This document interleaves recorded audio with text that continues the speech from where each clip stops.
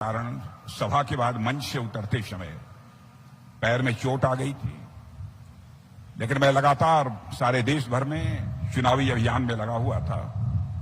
Doctors का सलाह थी कि आराम कीजिए, लेकिन फुर्सत नहीं मिल पाई। चुनाव के बाद ही जो होना होगा होगा।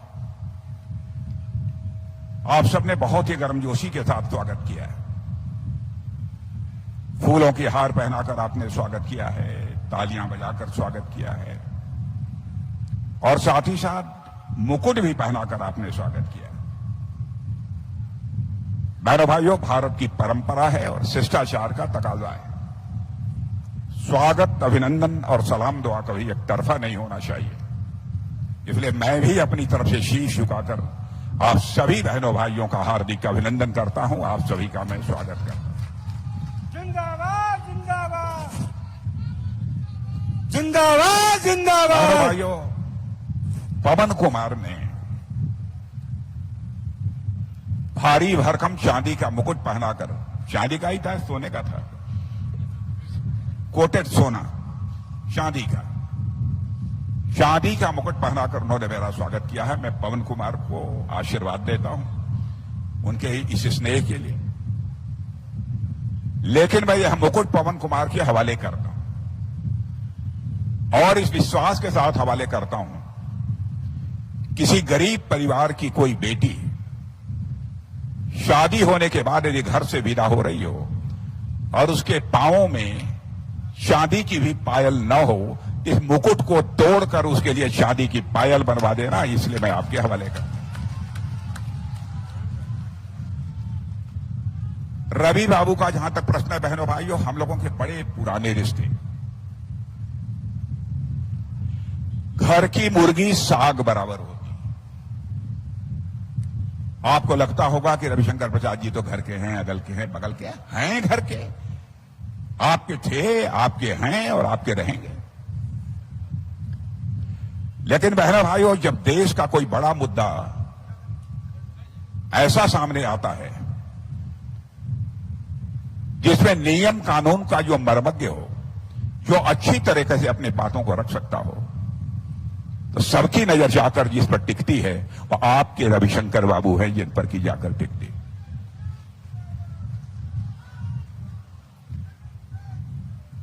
राम मंदिर के निर्माण में अदालत में जो जिस प्रकार की प्रभावी भूमिका निभाई है, लखनऊ में ही वह बहस हो रही थी, शायद इलाहाबाद हाईकोर्ट के लखनऊ बेंच में। मुझे वहां के वकीलों ने बतलाया, बहस करने के बाद सारे वकीलों ने रवि बाबू को घेर लिया। बधाइयों का तांता लग गया था। राम मंदिर तो हम लोगों का वादा था। बार बार हम लोग कहते थे, रामलला हम आएंगे, मंदिर यहीं बनाएंगे। हम लोगों के जो विरोधी थे वह कहते थे, हां हां, बार बार आप लोग कहते हैं रामलला हम आएंगे, मंदिर यहीं बनाएंगे, लेकिन तारीख नहीं बतलाएंगे। बहनों भाइयों, वह दिन 22 जनवरी का आ गया जब हमारे प्रधानमंत्री ने अयोध्या में रामलला की प्राण प्रतिष्ठा कर दी, धर्माचार्यों के मार्गदर्शन में। और मैं विश्वास के साथ कहना चाहता हूं, बहनों भाइयों, अब रामलला अपनी कुटिया से निकलकर अपने महल में प्रवेश कर चुके हैं। भारत में राम राज्य का आगाज होकर रहेगा, मेरा पक्का विश्वास है। कोई कहता है कि राम राज्य कैसे आ जाएगा, राम राज्य किसे कहते हैं? मैं कहता हूं, जिस दिन हर भारतवासी के अंदर कर्तव्य बोध पैदा हो जाएगा, समाज के प्रति, देश के प्रति हमारी क्या जिम्मेदारी बनती है, जिस दिन यह कर्तव्य बोध पैदा हो जाएगा, उस दिन मैं मान लूंगा कि भारत में राम राज्य आ गया। राम को जंगल जाना पड़ा केवल कैकेयी के अधिकार बोध के कारण। हमारा पुत्र ही सिंहासन पर बैठना चाहिए, इसी कारण अधिकार बोध बराबर यह संकट पैदा करता है। बहनों भाइयों, राम राज्य यदि होता है तो सबके अंदर एक कर्तव्य बोध होता है। हमारी जिम्मेदारी क्या बनती है? आपने देखा होगा कि हमारे प्रधानमंत्री के आने के बाद कई मामलों में इस देशवासियों में एक जागरूकता पैदा हुई है। पहले आपने रेलवे स्टेशन पर देखा होगा चलते हुए लोग पान खाते हुए रेलवे स्टेशन पर थूक दिया करते थे।